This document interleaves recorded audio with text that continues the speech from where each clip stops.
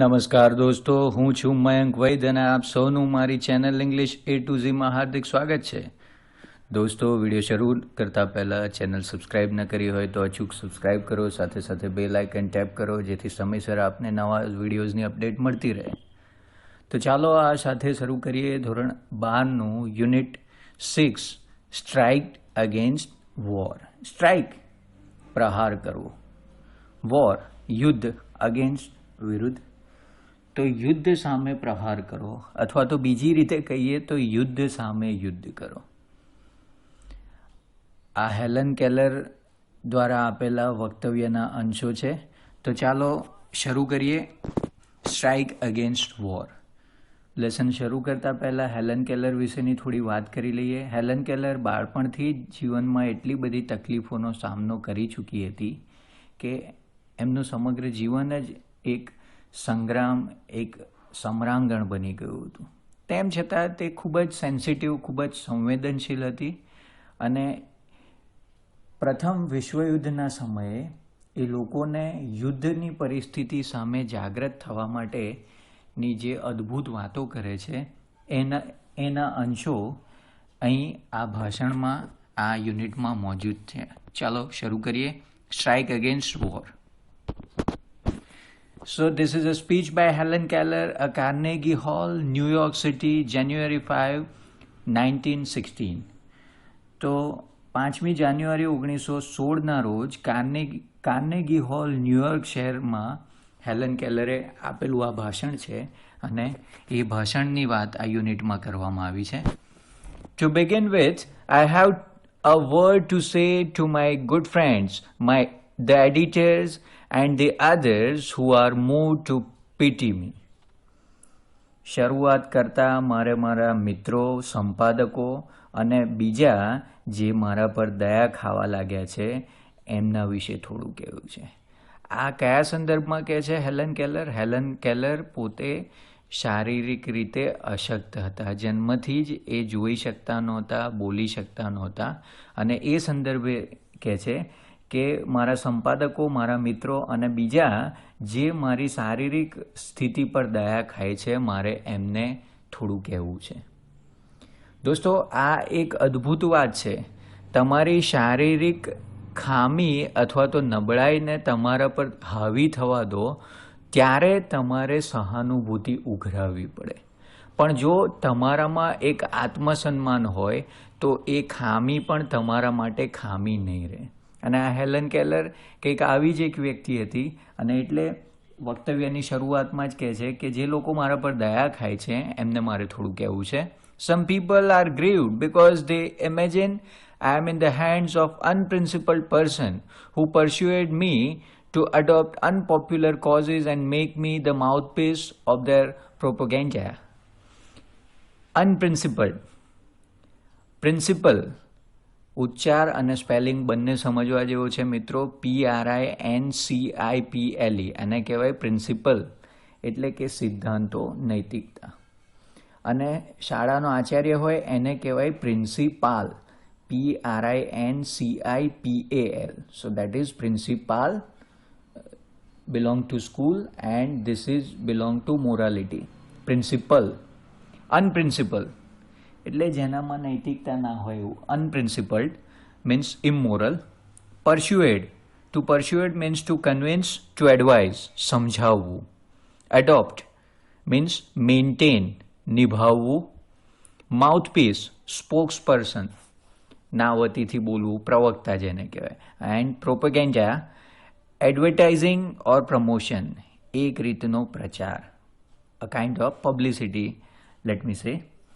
તો Helen Keller આગળ કહે છે કેટલાક લોકો દુઃખી છે કેમ કે તેઓ માને છે કે હું સિદ્ધાંતવિહીન લોકોના હાથમાંની કઠપૂતળી બની ગઈ છું.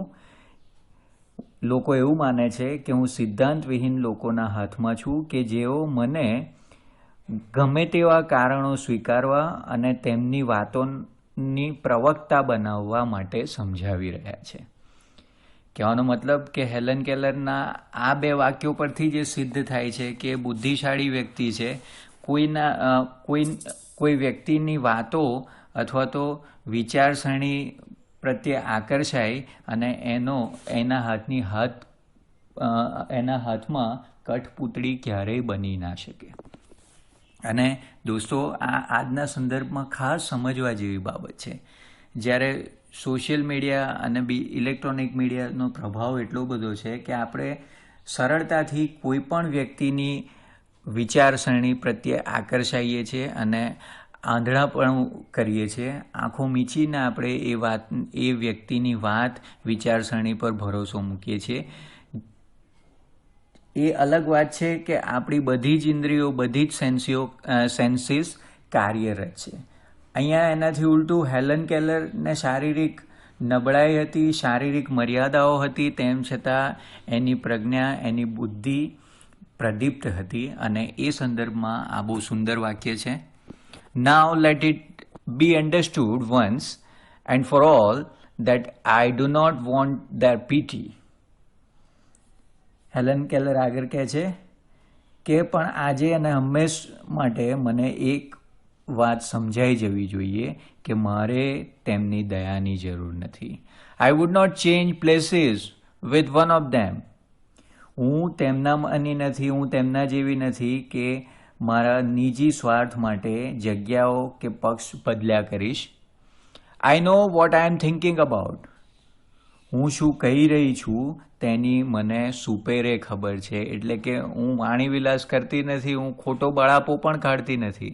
My resources of information are as good and reliable as anybody else.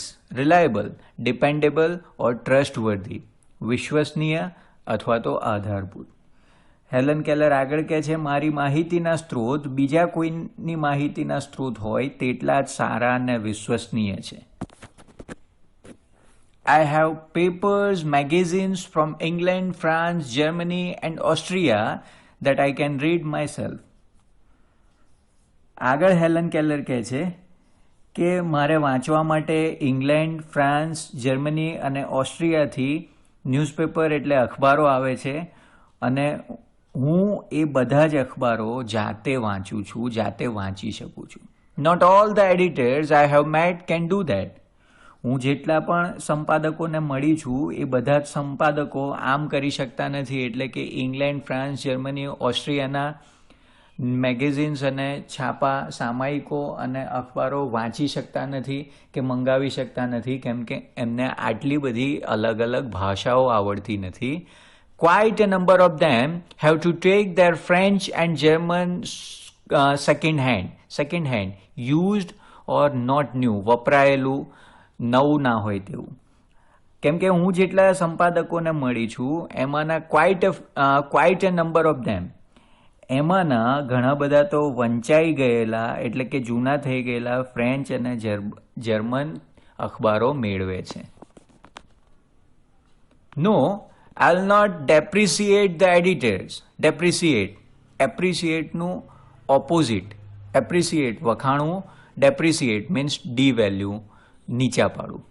આવું કહી અને હું સંપાદકોનું અપમાન નથી કરવા માંગતી, હું એમને નીચા પાડવા નથી માંગતી, હું એમનું અવમૂલ્યન નહીં કરું. They are an overworked, misunderstood class. પણ હકીકત તો એ છે કે એ એક ગજા ઉપરાંત વધારે પડતું કામ કરેલો અને ગેરસમજ પામેલો વર્ગ છે. ગજાબારનું કામ કરે છે અને એમનામાં સમજ શક્તિ વિકસિત નથી. Let them remember though that if I cannot see the end of their cigarettes, neither can they thread a needle in the dark. અને બંને વચ્ચેનો ફરક, તફાવત, ભેદ યાદ રાખવા જેવો છે. લેખિકા આગળ કહે છે એમને એ યાદ રાખવા દો કે હું એમના સિગારેટની નો સળગતો છેડો જોઈ શકતી નથી, તો એ લોકો પણ અંધારામાં મારી જેમ સોયમાં દોરો પરોવી શકતા નથી. કે જે એડિટર્સ અથવા તો હેલન કેલરના વિવેચકો સતત એના માથે માછલા ધુએ છે, સતત એની ટીકા કરે છે, એ સંદર્ભે કહે છે કે એ લોકો જો મારી શારીરિક નબળાઈ કે ખામીઓ કે મર્યાદાઓ પર હસતા હોય તો એમની પણ મર્યાદાઓ છે, એ એમણે ભૂલવું ના જોઈએ. All I ask, gentlemen, is a fair field of no favor. હું એ સજ્જનોને એક જ વાત કરીશ કે મને એક નિષ્પક્ષ અને તરફેણ વગરના ક્ષેત્રની અપેક્ષા, તરફેણ વગરની કામગીરીની અપેક્ષા છે. I have entered the fight against preparedness and against the economic system under which we live. આપણે એક સુસજ્જતા કેળવવાની છે, જાગૃત થવાનું છે, તૈયારી કરવાની છે અને આપણે એવી અર્થવ્યવસ્થા હેઠળ છીએ કે જેની સામે મેં આ જંગ છેડ્યો છે. It is to a fight to the finish and I ask no quarter. Quarter એટલે કે પોણું, ચોથા ભાગનું, 25% જેને. અને અહીંયા ask no quarter, not to demand help or mercy, દયા માંગવી અથવા તો મદદ માંગવી. તો હેલન કેલર કહે છે મેં આ આર્થિક વ્યવસ્થા સામે, આ પ્રિપેર્ડનેસ એટલે કે સજ્જતા સામે જંગ છેડ્યો છે અને હું એને અંત સુધી લડી લેવા માંગુ છું અને આ લડતમાં મારે કોઈ બાંધછોડ કરવી નથી, એટલે કે કોઈ પણ પ્રકારનો કોમ્પ્રોમાઇઝ કરવો નથી. All the machinery of the system has been set in motion. અર્થવ્યવસ્થા સંપૂર્ણ રીતે કામ કરી ચૂક્યું છે. Above the complaints and din of the protest from the workers is heard the voice of authority. Din means noise or disturbance, ઘોંઘાટ. કર્કશ અવાજ હોય એના માટે ડીન શબ્દ વપરાય છે. તો કર્મચારીઓના વિરોધના સૂર અને ફરિયાદોથી ઉપર ઉઠી અને એમના અધિકારીઓને આ અવાજ સંભળાઈ રહ્યો છે. હવે આ ખાસ તે સમયની પરિસ્થિતિ સમજવા જેવી છે. વિશ્વયુદ્ધને કારણે સમગ્ર દુનિયાના મોટાભાગના રાષ્ટ્રો અને ખાસ કરીને યુરોપિયન કન્ટ્રીઝ એ બરબાદ થઈ ચૂક્યા હતા. આર્થિક રીતે એ પાયમાલ થઈ ગયા હતા. મોટાભાગના દેશની અર્થવ્યવસ્થા ખોરવાઈ ચૂકી હતી અને એટલે કર્મચારીઓને પૂરતો પગાર નહોતો મળતો, શોષણ થતું હતું અને બીજા ઘણા પ્રશ્નો હતા.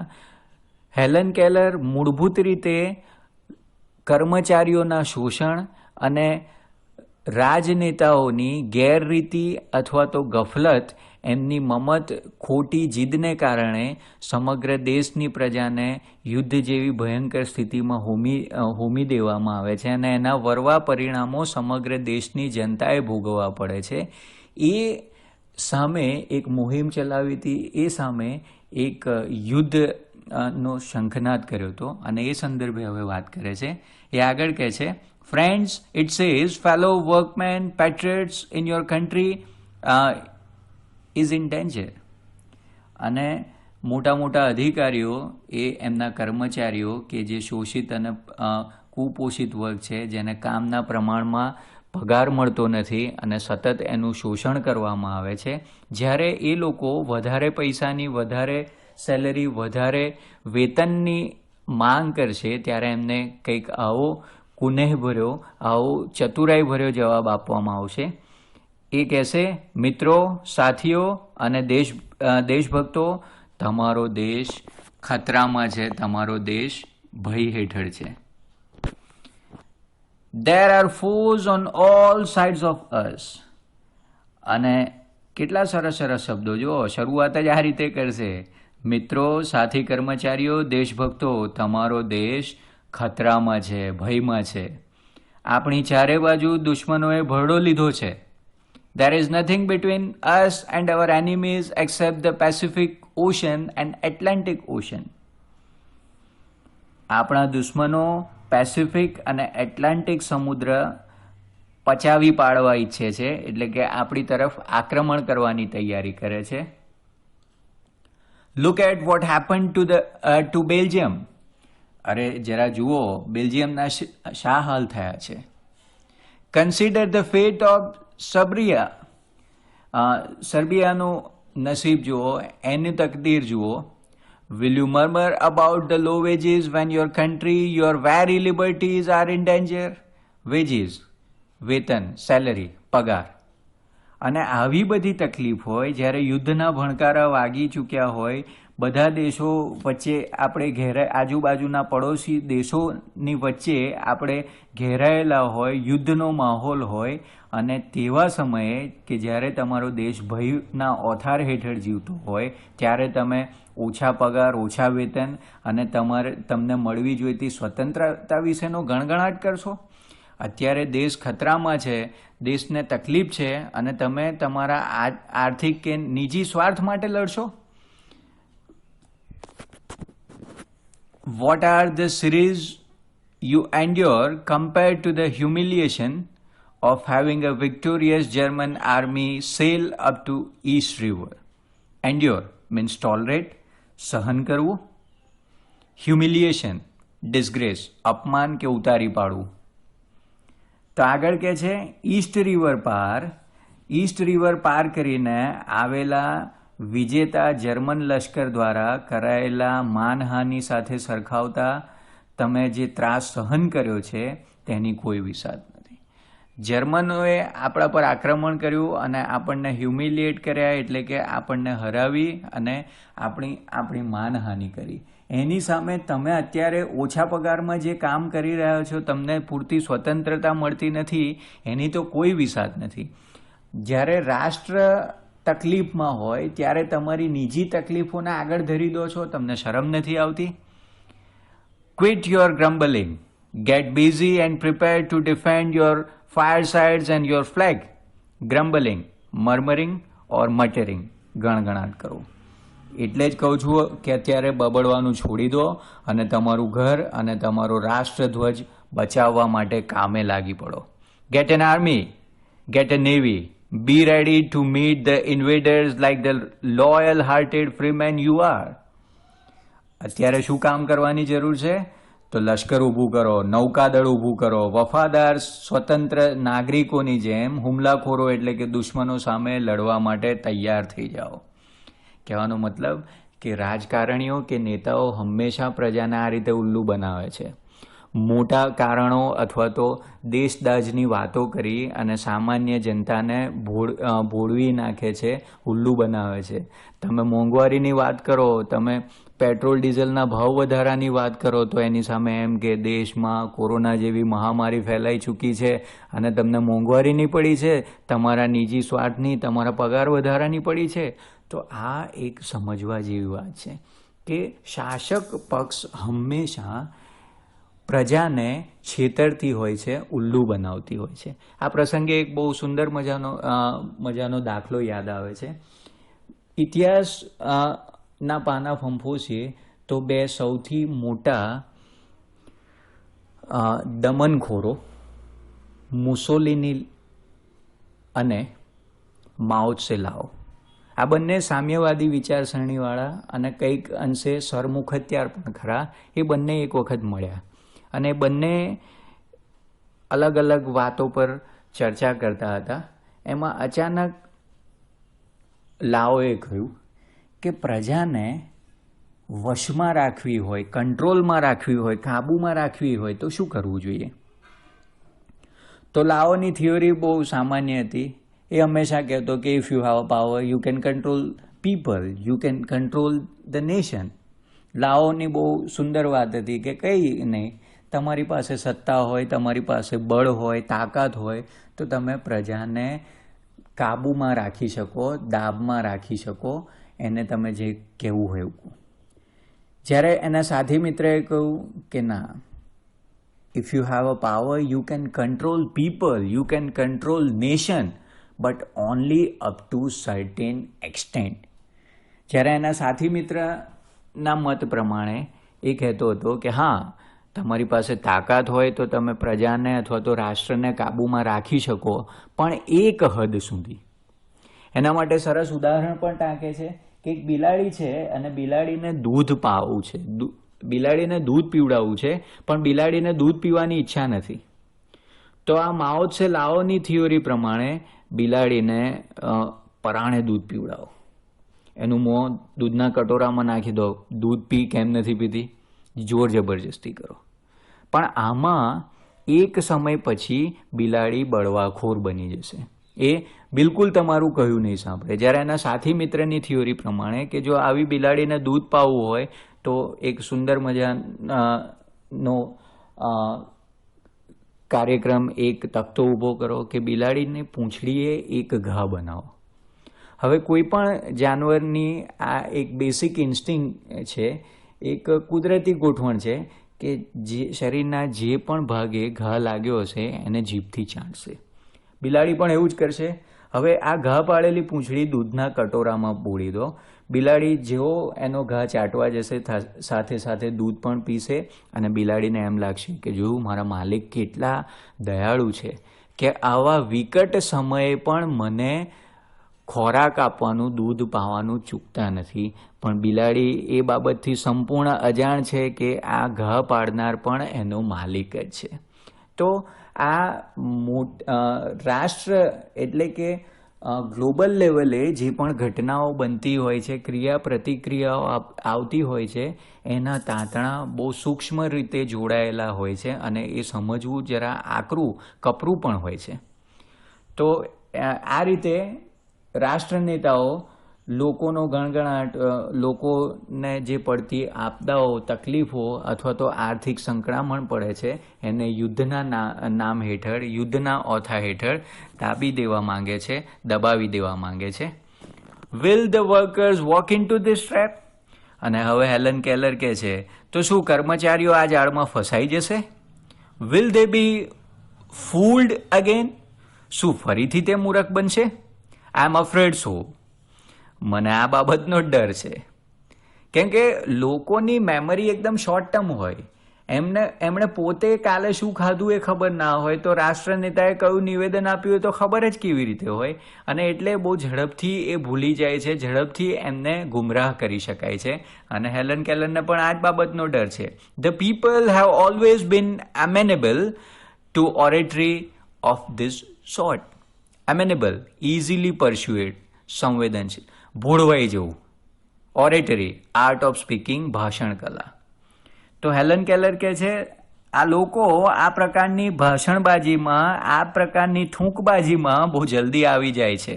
The workers know they have no enemies except their masters. હકીકતમાં તો કર્મચારીઓ એટલે કે પ્રજા જાણે છે કે તેમના માલિક સિવાય આ દુનિયામાં બીજો કોઈ દુશ્મન નથી. They know that their citizenship papers are no warrant for the safety of their wives and children. એમને એ પણ ખબર છે કે નાગરિકત્વના દસ્તાવેજો એટલે કે ગ્રીન કાર્ડ હોય, રેડ કાર્ડ હોય, આધાર કાર્ડ હોય, એ તેમની પત્ની અને બાળકોની સલામતીનો સર્ટિફિકેટ એટલે કે ખાતરી આપી શકતા નથી.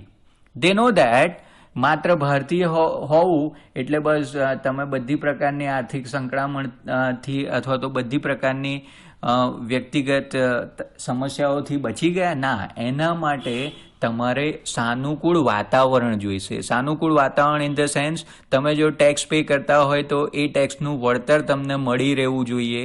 તમે જે પણ નૈતિકતાથી કામ કરો છો તો એટલીસ્ટ એનું અવમૂલ્યન ના થાય, તો એની ગણના તો થવી જ જોઈએ. આ બધી બાબતો અહીંયા સાંકળે છે આ વાક્યમાં કે જ્યારે તમને નાગરિકત્વના પેપર મળે છે, ગ્રીન કાર્ડ મળે છે અથવા તો યલો કાર્ડ મળે છે કે કોઈ દેશનો પાસપોર્ટ મળે છે એટલે કે નાગરિકત્વ સ્વીકારવાનો હક મળે છે, આધાર કાર્ડ મળે છે, એટલે કે એ દેશ તમને તમારા અને તમારા કુટુંબની સલામતીની ખાતરી નથી આપી દેતો.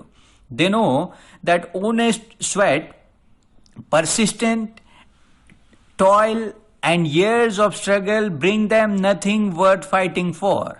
Persistent means continual, never ending, સતત કે અવિરત. And toil, labor, wait, વૈતરું. Sweat એટલે પરસેવો. આમના માલિક એટલે કે રાષ્ટ્ર નેતાઓ જાણે છે કે તેમનો પ્રામાણિક પસીનો એટલે કે પ્રામાણિક પરસેવો, સખત તનતોડ મહેનત અને વર્ષોનો સંઘર્ષ તેમને વિરોધ કરવા માટે યોગ્ય બનાવી શક્યા નથી.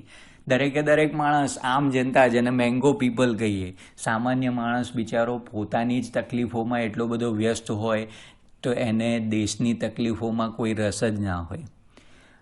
રાજસ્થાનમાં ગેહલોત સરકાર બેસે કે સચિન પાયલોટ સરકાર બેસે એનાથી એને કોઈ લેવા દેવા ના હોય. એને તો 2 ટાઈમ પોતાના ઘરનું રસોડું શાંતિથી અને સુખમય રીતે ચાલે એ બાબતમાં જ રસ હોય. અને એટલે જ સામાન્ય માણસ અથવા તો આમ જનતા, મેંગો પીપલ એ રાષ્ટ્ર પ્રત્યેની અથવા તો રાજકીય બાબતો પ્રત્યે હંમેશા એક પ્રકારની ઉદાસીનતા સેવતો જોવા મળે છે.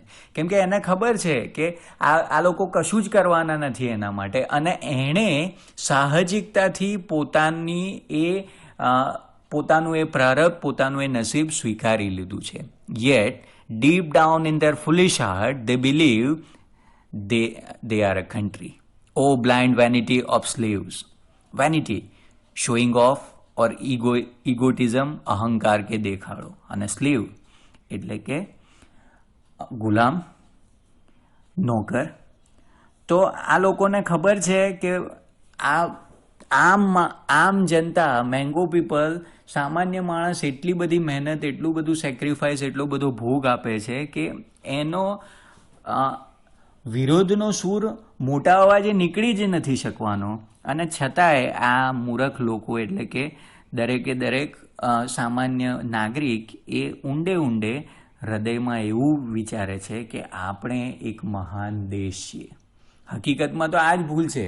ભારત દેશની જ વાત કરો તો ભારત મહાન દેશ છે. ભારતની સંસ્કૃતિ બહુ મહાન હતી. આપણે મહાન સંસ્કૃતિ ધરોહર ધરાવીએ છીએ. પણ આજના સંદર્ભમાં જોઈએ તો આપણે અલગ અલગ સામાજિક વાળા, અલગ અલગ ધાર્મિક વાળાઓમાં વહેંચાઈ ગયેલા છે. પેલી જૂનીના જાણીતી વાર્તાની જેમ આપણે લાકડીઓનો એક ભારો ક્યારેય બની શકવાના નથી, બલકે આપણે લાકડીઓના જુદા જુદા ટુકડા છીએ, જુદા જુદા ભાગોમાં વિભાજિત છીએ કે જેને સરળતાથી દેશ નેતાઓ, રાષ્ટ્ર નેતાઓ તોડી મરોડી અને પોતાના ઉપયોગ માટે વાપરે છે. અને હેલન કેલર આ સંદર્ભે જ પોતાનો બળાપો ઠાલવે છે અને આ વાક્ય કહે છે, O blind vanity of slaves. Vanity મેં કહ્યું એમ દેખાડો કે અહંકાર. આ ગુલામોનું આ તે કેવું મિથ્યાભિમાન. હકીકતમાં તો બ્લાઇન્ડ વેનિટી, બરાબર, આંધળું અનુકરણ. આપણે એ તો કરીએ છીએ ને કે બરાબર દેશદાજની વાતો કરે કે કોરોના જેવી મહામારી હોય, દેશ જ્યારે આર્થિક સંકટમાં ઝઝૂમતો હોય અને ત્યારે તમારે પગાર વધારો માંગવો છે, અને આ વાત આપણે માની પણ લઈએ છીએ. So that is what blind vanity means. Blind vanity, અહંકાર કે દેખાડો. હવે વિચારો કે હકીકતમાં આંધળું કોણ? હેલન કેલર કે આપણે બધા જોઈ શકતા માણસો? The clever ones up in the high places know how childish and silly the workers are. વૈભવી આવાસોમાં રહેતા, લક્ઝુરિયસ મકાનોમાં, મહેલોમાં રહેતા ચાલાક લોકો આ વાત સારી રીતે જાણે છે કે એમના કર્મચારીઓમાં બાળક જેટલી બુદ્ધિ છે એ એક નંબરના મૂર્ખ છે. They know that if the government dresses them up in khaki and gives them a rifle and start them off with a band and waving banners, they'll go forth to fight valiantly for their own enemies. Valiantly means bravely, બહાદુરીપૂર્વક. આ મોટા ભવનોમાં, આ મહેલોમાં બિરાજતા લોકોને સામાન્ય માણસની, mango પીપલની દુખતી નાળ બરાબર ખબર છે. એ દુખતી નસ એમણે પકડી પાડી છે. એવો જાણે છે કે જો સરકાર એમને ખાખી ગણવેશ પહેરાવીને હાથમાં રાઇફલ પકડાવી, બેન્ડ અને ધજા પતાકા સાથે મોકલી આપશે તો એ બહાદુરીથી પોતાના દુશ્મનો સામે લડવા આગળ આવશે. ભલે એ યુદ્ધ નિજી સ્વાર્થ માટે હોય, પણ દેશ તકલીફમાં છે આ નામ આપી દેશે એટલે બધા રાષ્ટ્ર નેતાઓનું, બધા રાજકારણીઓનું કામ થઈ જશે. અને એટલે જ પ્રજા મૂર્ખ છે અથવા તો બાળક બુદ્ધિની છે, ચાઇલ્ડિશ છે, એવું હેલન કેલર કહે છે. They are taught that